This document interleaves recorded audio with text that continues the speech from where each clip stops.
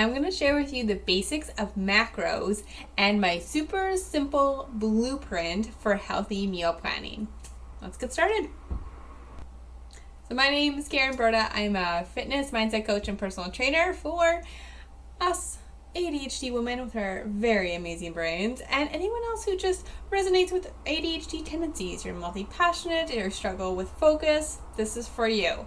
So today I'm diving into meal planning because that is overwhelming. I never follow recipes. I just can't. I hate prepping meals, so I don't do that for 3 hours on Sunday. But I do follow my super simple healthy blueprint blueprint for meals that I've been following for like 10 years. And I've been so consistent with healthy meals that it's part of who I am. It's what I enjoy eating. It comes really easy to me. And a big part of it is this blueprint I created.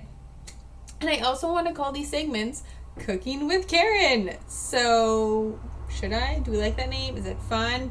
Is it good? Yeah? Okay.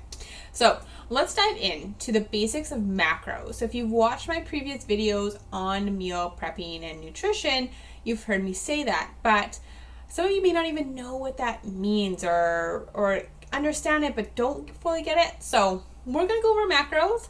I'm going to be digging into my fridge, pulling out examples of what I'm talking about. I don't know what I have in my fridge right now, so this could be a fun little game. So my blueprint for meals follows a macro basis, meaning that every meal I have has one of each of the macros. There's 3 macros, also short for macronutrients.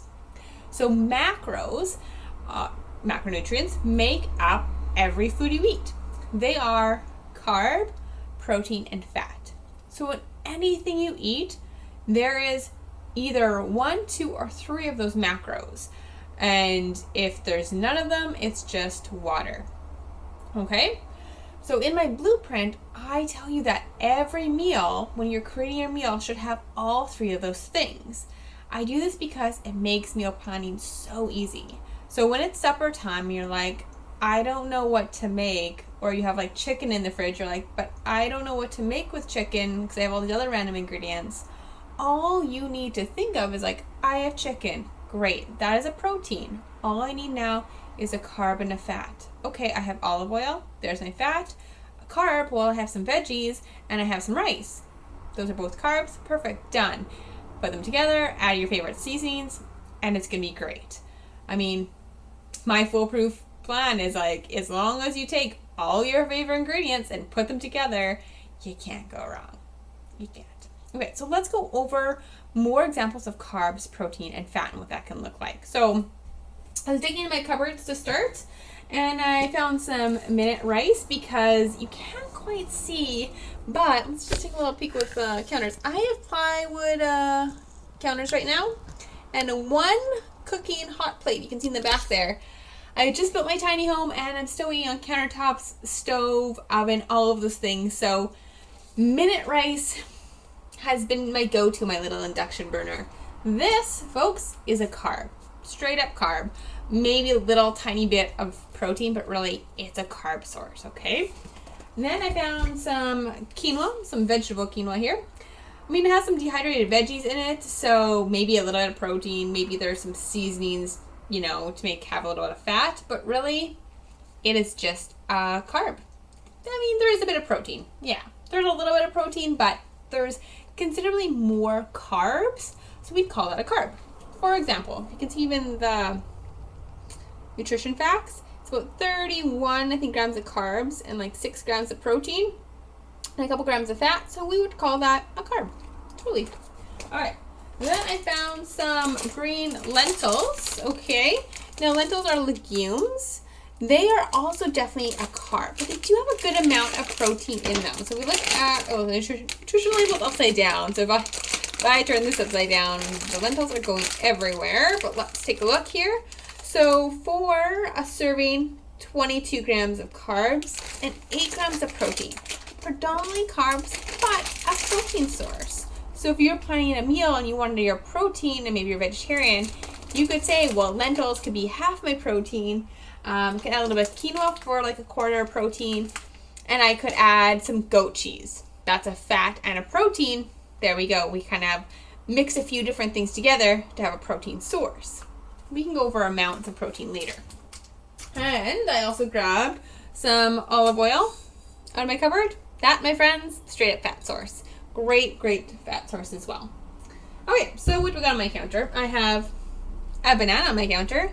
This, straight up carb source. It's just sugar. There's no fat. There's no protein. It's just a carb. Let's go in the fridge. Okay, what do we got in here? So, I have some egg whites. Egg white. That, my friends, is protein. It's egg white. There's no fat in it, just straight up protein. I really like egg white because if I just want to add protein to something, I got it. Plus, to be honest, I don't like egg yolk.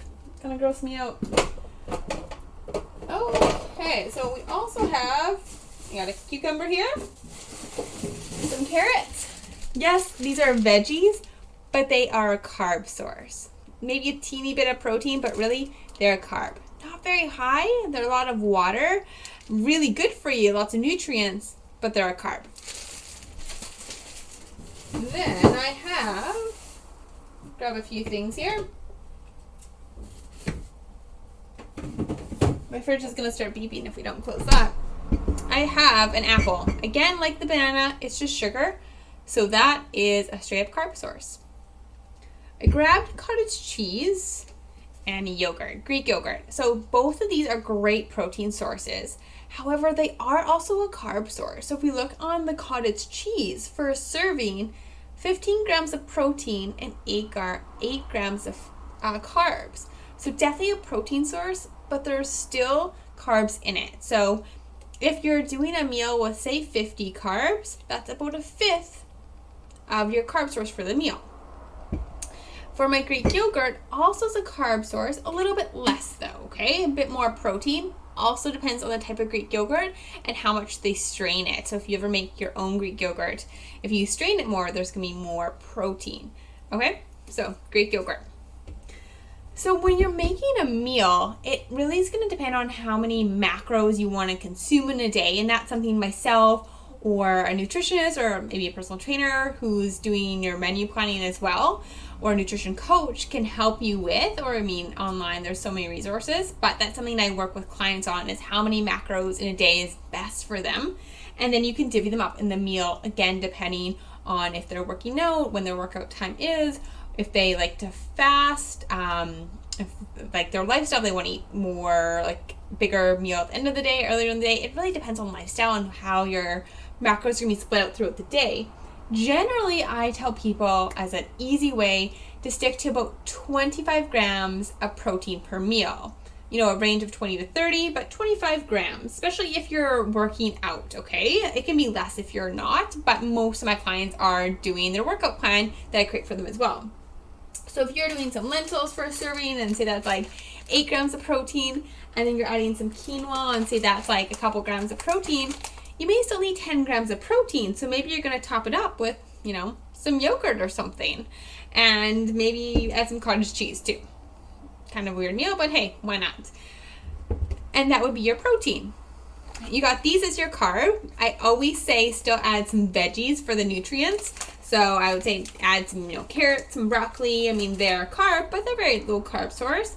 And then adding some fat. You can do some olive oil. Again, weird concoction, but you're following, right? But I do have up here some almonds.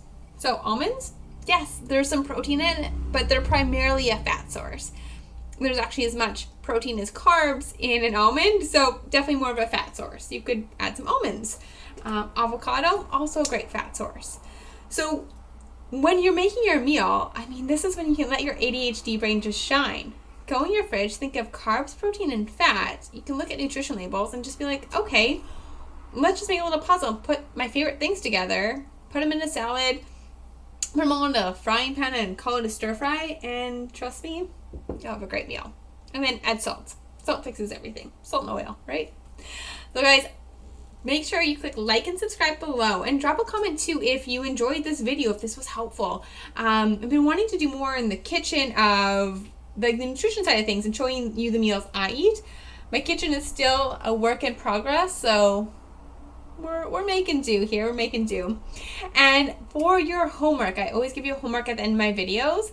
I want you to create a meal using carbs, protein, and fat as your blueprint and tell me what you created. So no recipes allowed. Just think carb, protein, and fat. See what's in your fridge and go at it. And then comment below on what meal you created, what you put in it.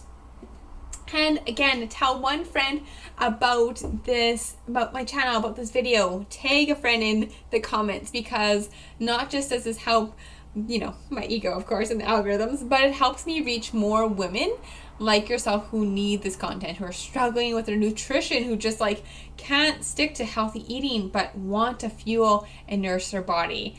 So you just sharing this with them could be a great match for what they're looking for in content, and it helps me reach even more women beyond that. So thank you guys, and I'll see you all tomorrow.